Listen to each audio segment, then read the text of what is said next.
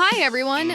Welcome to Dallas in Motion, the podcast that helps you get around our amazing city. I'm Angela, and I've been driving in Dallas for about 8 years now.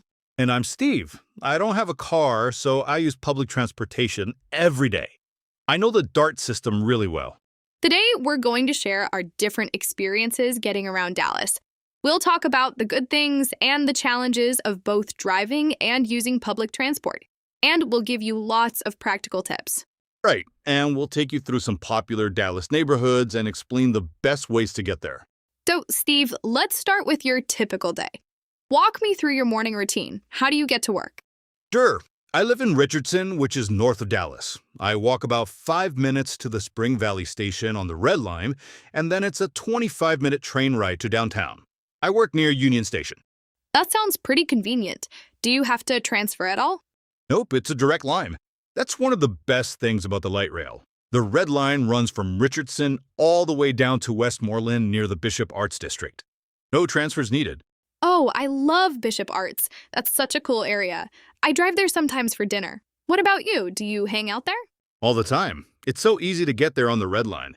Bishop Arts has amazing restaurants and shops, and parking there can be really tricky. Oh, tell me about it. I spent 20 minutes looking for parking there last weekend. Exactly.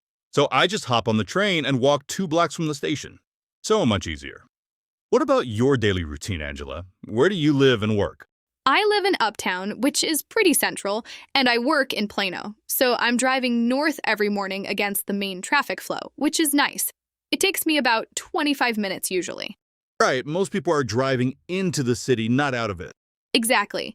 But if I had to drive into downtown every day during rush hour, I think I'd go crazy. The traffic on 75 and 35 is just terrible between 7 and 9 a.m.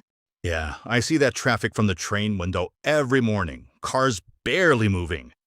Speaking of Uptown, that's a great area for public transport too. The City Place station is right there. True. I actually walk to that station sometimes when I want to go downtown for dinner or events. It's really convenient. Let me ask you about the different train lines. I know there are different colors, but I always get confused. Oh, sure. Let me break it down. There are 4 light rails. The Red Line, which I take, goes north to Richardson and Plano and south to Bishop Arts. The Blue Line goes to the east side and out to Garland. Plus, it connects to Love Field Airport. Okay. The Green Line goes southeast to places like Fair Park and Pleasant Grove, and the Orange Line is the newest one. It goes to DFW Airport and Irving. All 4 lines meet downtown at Union Station, so you can transfer between them there. That's actually really helpful. I didn't realize how well connected it all was. What about costs? I hear people say public transport is expensive, but is it really? It's actually pretty affordable compared to driving, especially when you add up all the car costs. A single light rail ride costs $2.50 for local zones, or $5 if you're going really far, like to the airport. But I buy a monthly pass for $96. That gives me unlimited rides on all buses and trains for the whole month. Let me put that in perspective for you. I was talking to my friend who drives, and she spends about $200 a month just on gas. Wow, $96 versus $200 just for gas. And that doesn't even include my car insurance, which is another $150 a month, plus maintenance and repairs. Right, and parking costs. I know people who pay $100 a month just to park downtown. That's true, but Steve, let me give you the other side of this story. Yes, my car costs more money, but the flexibility is amazing. Like last Saturday, I drove to Deep Ellum for lunch, then to Knox Henderson for shopping, then picked up my friend in Richardson. I did all of that in 3 hours. Okay, you got me there. That would have taken me most of the day on public transport. And speaking of Deep Ellum, how do you get there on DART? I know it's got great nightlife and music venues. Deep Ellum Station is on the blue and green lines, right in the heart of the neighborhood. It's perfect for going out at night because you don't have to worry about driving home after drinking. That's a really good point. I always have to think about parking and whether I'm going to have wine with dinner. What about safety late at night? I'm always careful, but the trains run until midnight on weekdays and until 1 a.m. on weekends. There are usually other people around, security cameras everywhere, and DART police patrol regularly. I feel pretty safe, but I stay alert. That makes sense. Now, I have to ask you about summer. We all know how brutal Texas summers are. How do you handle waiting for buses and trains when it's 105 degrees outside? Oh man, that's the hardest part. July and August are rough. Most light rail stations have covered areas, but not all bus stops do. I always check the Go Pass app before I leave, so I'm not waiting outside too long. Tell me more about this app. I keep hearing about it.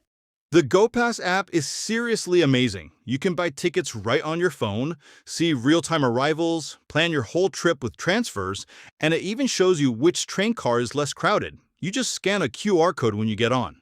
That sounds so convenient. I use Waze for driving, which tells me about traffic and police traps. It's funny how we both depend on apps to make our commutes better. Exactly. Technology really helps. But what about weather for you? I mean, in your nice, air-conditioned car, you probably don't think much of. Well, summer heat affects driving too.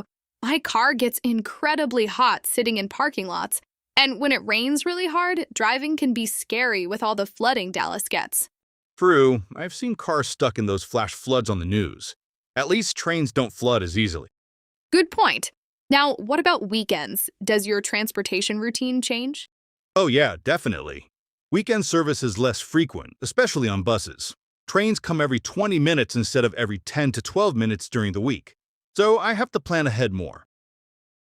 And sometimes I do use ride-sharing for late weekend nights when the trains have stopped running. It's more expensive, but still cheaper than owning a car. That's smart. A lot of my friends without cars do that. Now, let's talk about specific neighborhoods.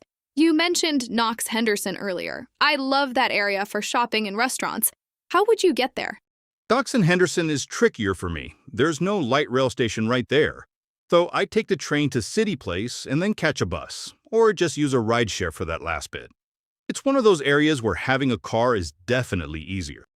Yeah, and the parking there fills up fast on weekends. What would you tell someone who's new to Dallas and trying to decide between getting a car or using public transportation? I always tell people to think about where they live and work first. If you're close to a light rail line and work downtown, public transport is perfect. You'll save a ton of money and avoid traffic stress. That's good advice. But if you live in the suburbs far from transit, or if you have kids to drive around, or if your job requires traveling to different locations, then a car probably makes more sense. Exactly. And here's something cool. You don't have to choose just one. I know people who take the train to work, but rent cars for weekend trips, or use car sharing services when they need to go somewhere the train doesn't reach. That's brilliant. I actually did that when I first moved here. I used Dart for a few months while I was saving money for a car down payment. See, it's all about finding what works for your situation. Dallas is big and spread out, but we actually have pretty good options for getting around. Okay, before we wrap up, let's give our listeners some really practical tips. Steve, what are your top 3 tips for someone using Dart for the first time? Number 1.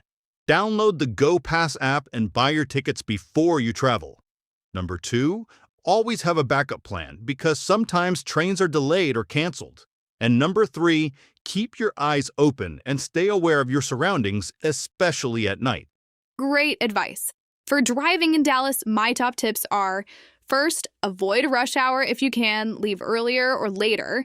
Second, learn the surface streets, not just the highways. Sometimes Central Expressway is completely stopped, but Greenville Avenue flows fine.